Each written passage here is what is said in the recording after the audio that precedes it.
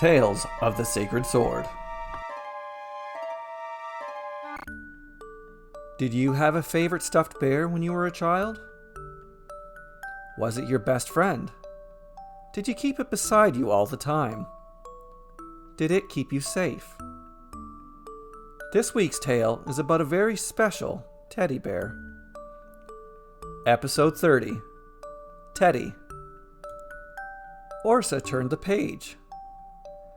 She pulled Teddy in close to her side so he could see. Orsa didn't know how to read yet. She wouldn't learn that until she was 5.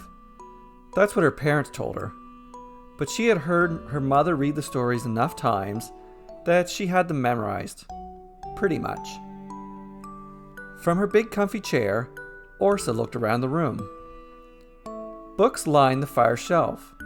Her father's books. She had opened them before, but couldn't read them. They were filled with letters and were thick with pages. Orsa had rifled through those pages but couldn't find a single picture. She had no idea why her father liked those books. Back in her own book was a picture of a woman and a ball of flour. The woman looked a lot like Mummy, except her hair was a different color. She thought she remembered this part of the story, so she read it to Teddy. Mummy was playing with dough and thinking of all the wonderful meals she could make with it. From outside, a terrible thud startled Orsa, interrupting her reading. The silence returned. That noise didn't scare me, Teddy. Mummy and Daddy will be home soon. Besides, you'll protect me. Won't you, Teddy? Asked Orsa.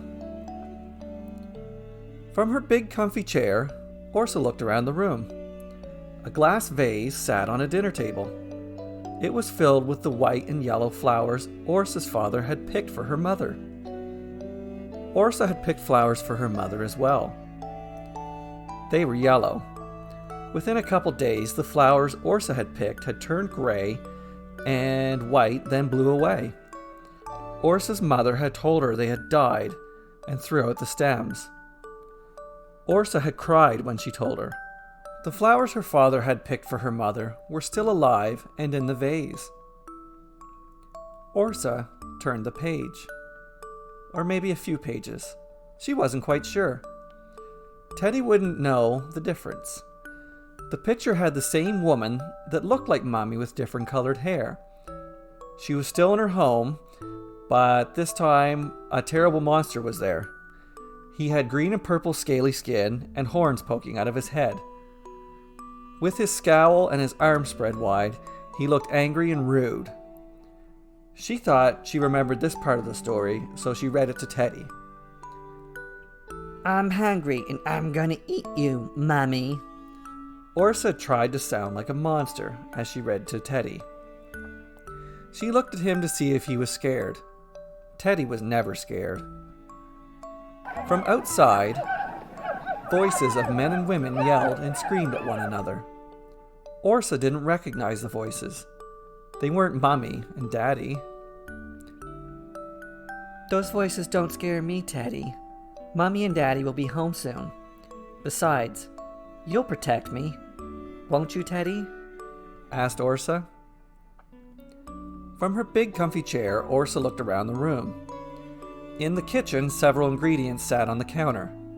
Onions, tomatoes, celery, and several spices waited to be combined and worked into something tasty. Orsa had always helped her mom cook. One time, she tried it herself. When she had bit into her creation, it was so bitter, she was forced to spit it out. Mummy had come home to find a mess and wasted food. Mummy said she wasn't mad at her, but Orsa knew she was. She could tell by Mummy's face.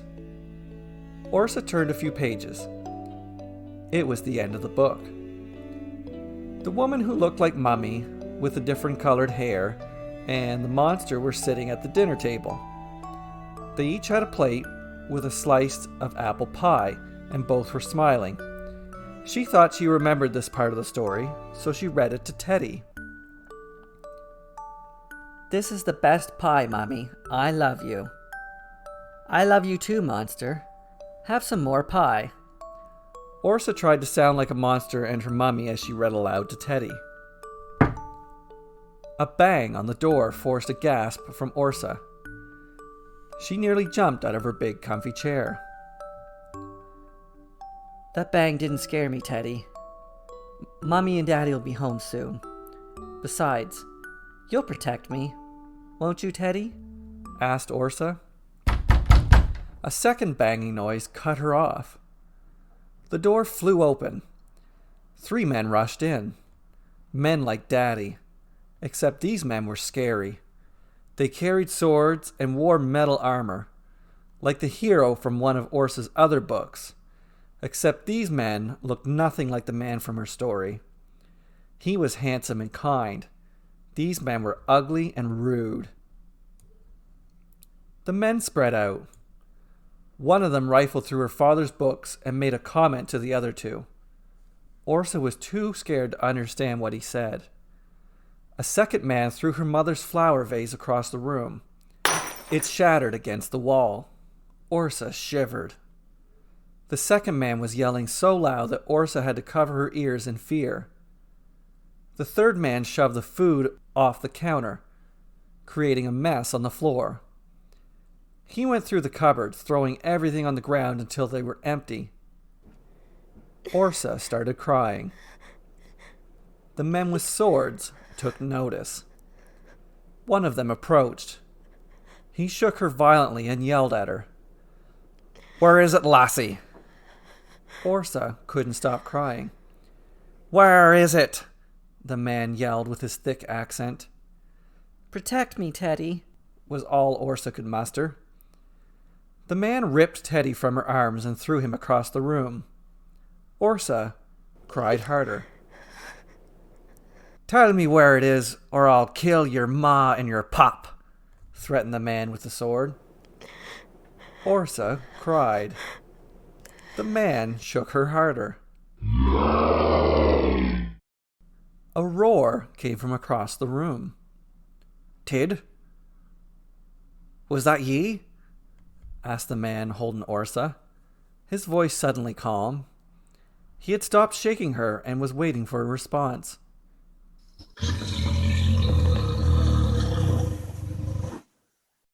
A terrible growl from behind him was the only response.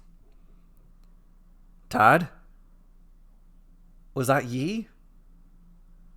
Is everything okay, lads?" asked the man holding Orsa. His calm voice held a tinge of fear. Not wanting to wait for a response, he turned around. Behind him was a bear that stood so large it had to hunch over to stop its head from touching the ceiling. The man looked over the bear to see the dismembered bodies of his 2 companions. Blood pooled across the floor, covering it to the point where it was impossible to tell its original color. The man opened his mouth to say something and raised his sword to defend himself. But it was too late. One swipe of the bear's claws across the man's throat stopped him from saying or doing anything. A follow-up bite sealed the man's fate. The room fell to silence, except for Orsa's cries. Then she stopped crying and wiped her eyes with the back of her hand. She picked up her book and opened it to a random page. Then she picked up Teddy and placed him in her lap. He was no larger than her head and as soft as her mother's kisses. She had to finish reading her book to him before Mama came home to make dinner. Once she composed herself, she spoke. "I knew you'd protect me, Teddy."